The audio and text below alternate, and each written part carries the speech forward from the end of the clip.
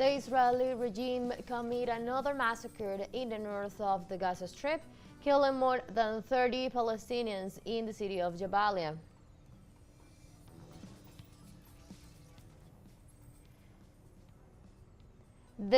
After explosions, interest in resume talks with the United States, Iran reaffirms its willingness to engage in dialogue. And in Chile, Communist Party candidate Jeannette Jara wins the Unity for Chile party primary elections by a wide margin.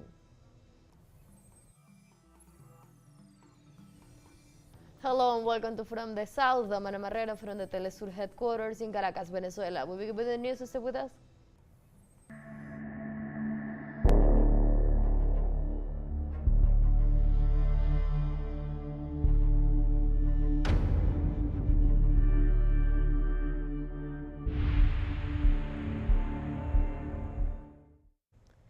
The Israeli regime committed another massacre in the north of the Gaza Strip, killing more than 30 Palestinians in the city of Jabalia.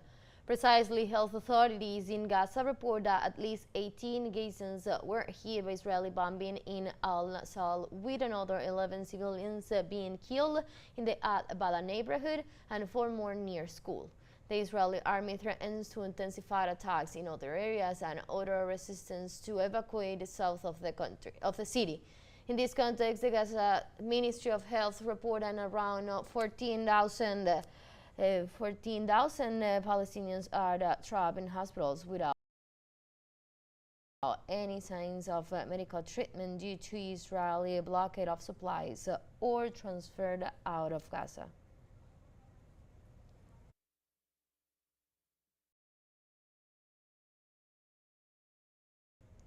The Israeli military had to receive orders to shoot Palestinian civilians at food distributing centers.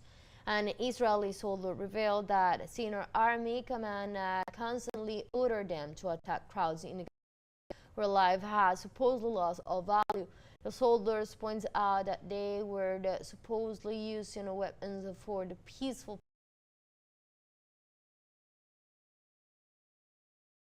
purposes and resumed firing machine guns and grenades at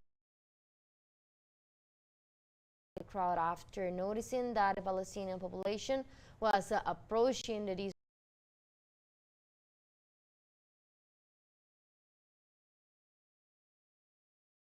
distribution centers. Since May 27, the Gaza Health Ministry has reported nearly 549 civilians' deaths and over 4,000 injured, calling a violation of international humanitarian law.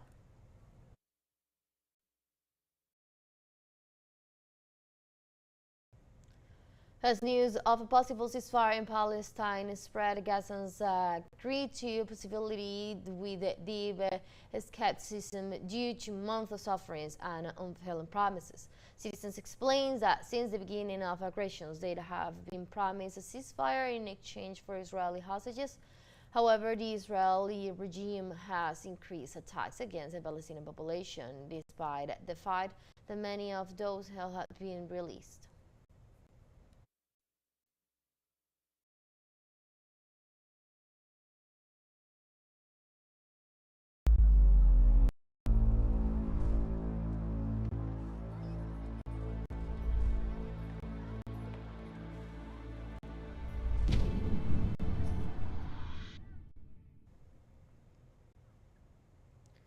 Moving on, after expressing interest in resuming talks with the U.S., Iran reaffirms its willingness to engage in dialogue. Tehran states that there must be a guarantee from Washington that it will not attack the Islamic country again in the future for there to be dialogue. The Iranian government states that no dates have been set for new talks. They also affirm that despite the calls for dialogue, they remain on alert due to threats of a plan devised by Washington and Tel Aviv to destabilize and change the regime. Meanwhile, U.S. mediators claim they have not such intentions against Iran or the Iranian Supreme Leader Ali Khamenei, despite the fact that the threats are organized with President Donald Trump.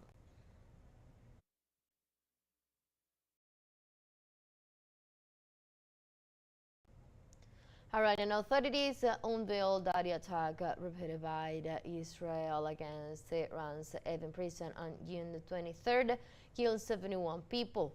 According to the spokespersons for the Iranian judiciary, Jeannette Jara, the victims include members of the prison staff as well as convicts, visitors, and residents of nearby buildings.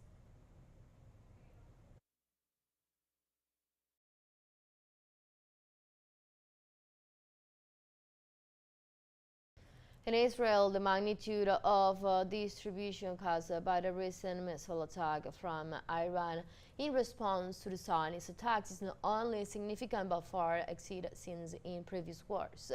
According to the Hebrew newspapers Maariv, these missiles damaged military, logistics, and intelligence institutions. There was also damage to some residential buildings, institutions, and public services, leaving tens of thousands of settlers homeless.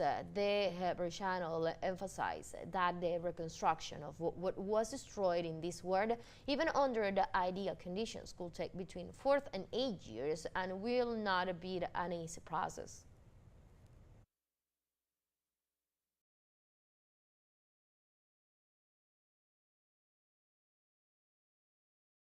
Iran highlighted that it used less than 5% of its defensive power during the recent 12-day conflict against the Israel regime and its allies. The conflict started by the Israeli regime on June 13 led to the Islamic Republic responding with a large number of ballistic and hypersonic missiles and attack drones, which it directed against military and strategic targets in the occupied Palestinian territories.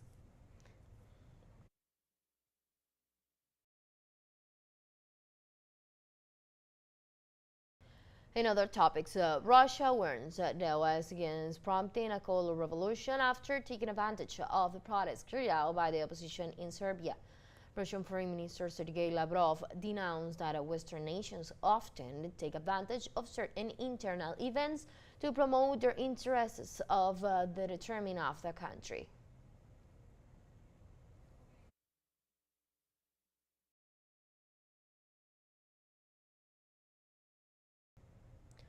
And in Serbia, at least 70 people have been injured, including 48 police officers, and protests against President Alexander Vučić.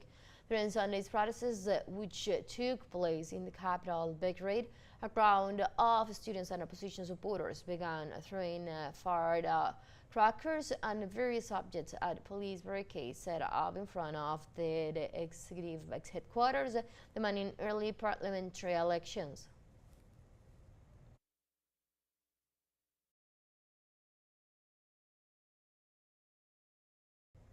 Let's take a very short break, but don't go away because we'll be right back. Stay with us.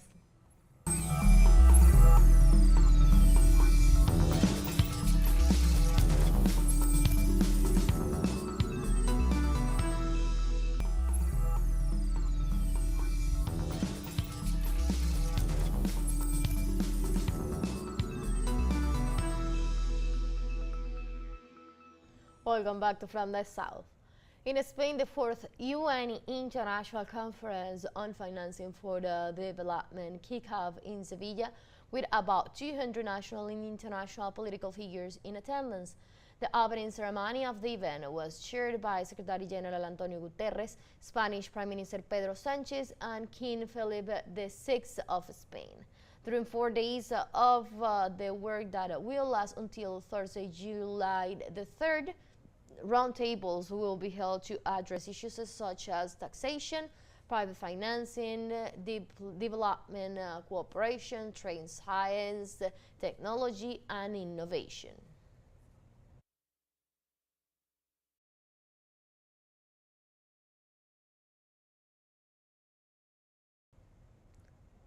Precisely in the framework of the fourth UN Conference on Financing for the Latin Honduras President Xiomara Castro denounced on Monday inequalities in the global financial system, calling for models that guarantee the fiscal justice and credit equity. This way, Castro emphasized that countries around the world spend more on paying off foreign debts than on financing sectors such as health and education.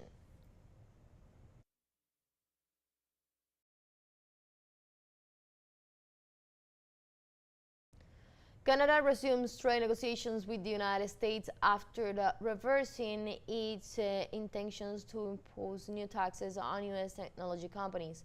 Canadian Prime Minister Mark Carney said that in negotiating a new economic relationship between Canada and the U.S., the new Canadian government will always be the guide by all full contribution of any potential agreement to the best interests of Canadian workers and businesses.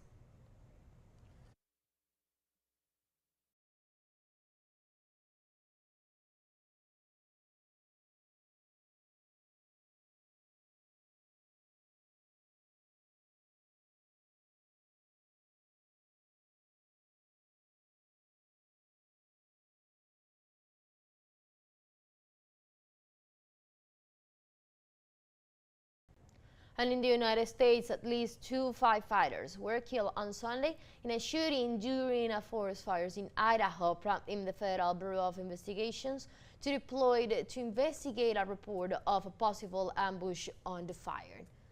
County Sheriff Robert Norris confirmed the death of Toole at a press conference, which he indicated that emergency crews are actively taking sniper fires and add that a fire on the mountain was still active.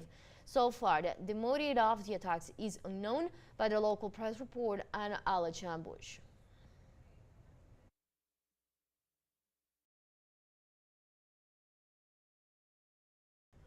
And in Colombia, the media links audios of former Foreign Minister Álvaro Leiva seeking alleged U.S. support in an attempt to overthrow the government of Gustavo Petro. Allegedly, audios and sources close to the White House revealed that Leiva tried to coordinate with U.S. President Donald Trump's advisor and alleged forced departure of President Gustavo Petro. The recording held by Colombian intelligence detailed meetings with U.S. advisors and a plan to install Vice President Francia Marquez in his place.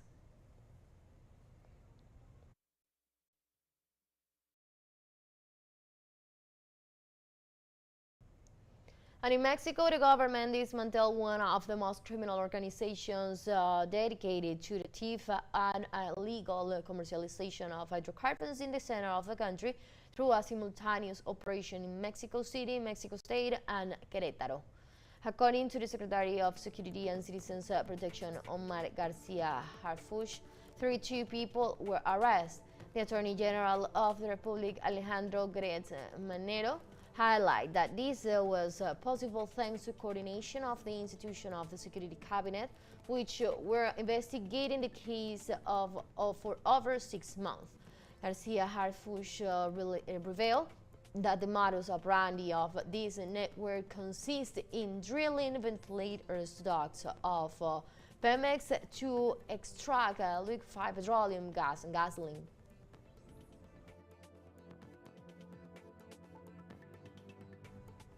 Let's take a last break, but don't go away. Stick with us.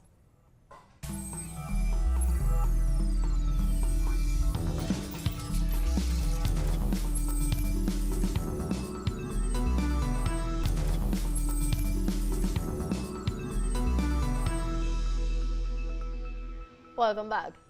In Chile, Communist Party militant Jeannette Jara will be the sole candidate of the Unity for Chile path in the presidential elections to be held on November 16, after obtaining over 60% of votes on Sunday's primary elections.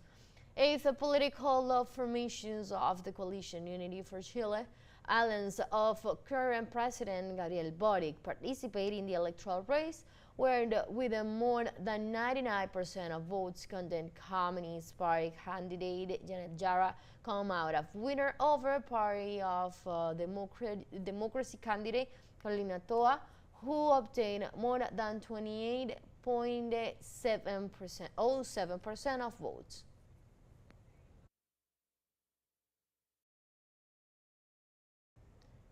Now let's get to know a little more about the presidential candidate of the Unity for Chile coalition. Jeannette Alejandra Jara Romano was born on April 23, 1974. She is a Chilean public administrator, lawyer, and politician, member of the Communist Party of Chile. Between March 2022 and April 2025, she served as a Minister of Labor and Social Security in the government of President Gabriel Boric.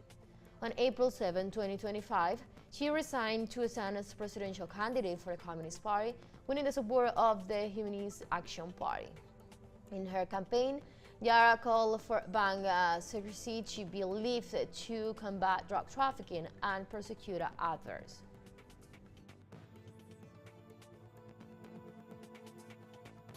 Estamos en un momento difícil para el mundo entero. We are in a difficult time for the whole world. There are wars, there are killings and suffering. I do not want Chile to be subordinated to foreign governments or to external models. In her speech, Jara warns about a global rise of the ultra-right, with representatives of this ideology in national politics seeking to cut social progress. We are facing a scenario where the populism of the ultra-right in the world has grown. Those who believe that speaking louder, shouting or insulting others will solve the problem they themselves have created. And our country is not exception. That is why, in front of our eyes, we have the threat of candidates who, occupying the real fears of our people, use them to seek power and to roll back social advances. And militants gathered while waving banners and flags showed up support for the candidate Jeannette Jara, highlighting that she's a woman who knows the real needs of the Chilean people. Important, Jeannette Jara was born in the town. Her family still lives in El Cortijo, in neighborhood Unity 31. Jeannette has been in the field all of her life. She is a woman who knows the reality of the workers of this country, especially the women, the needs of being head of a household, the need for women to have to work twice as much, the need for inequality in salaries. She knows our reality. That is why today we are in the streets and we have fought, and today we women are going to take her to the presidency. This marks a milestone that is possible to govern, that the people represent us and she represents us. Jara represents us 100%.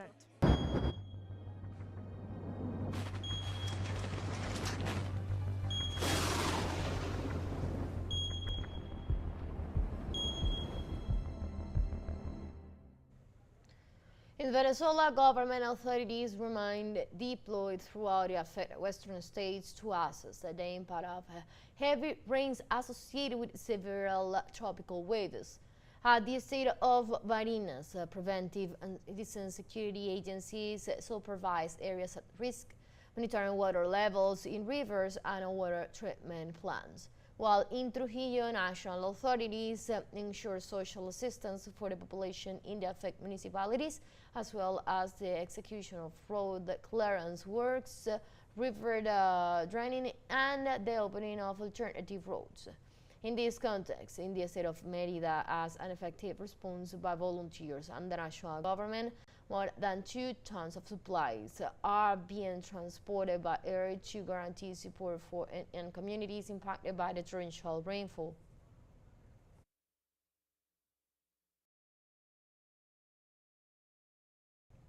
A heat wave hits European countries. As a result, they have experienced record temperatures, health alerts, and wildfires.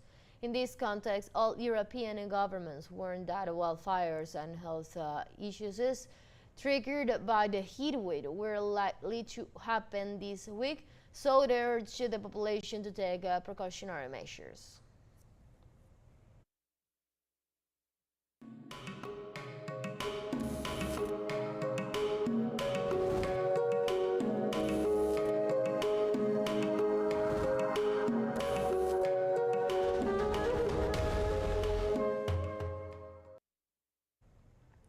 And in cultural matters, the second edition of the Great South of Festival began in Ethiopia, presenting a wide program of theatrical, dance, and musical events.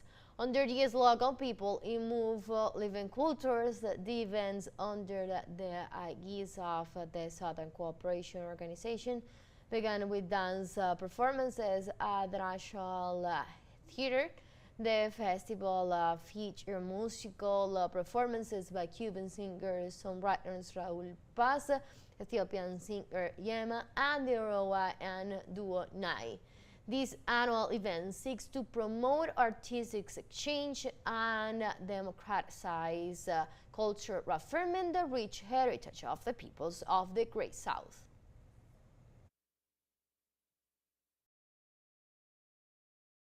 And with that story, we have come to the end of this news brief.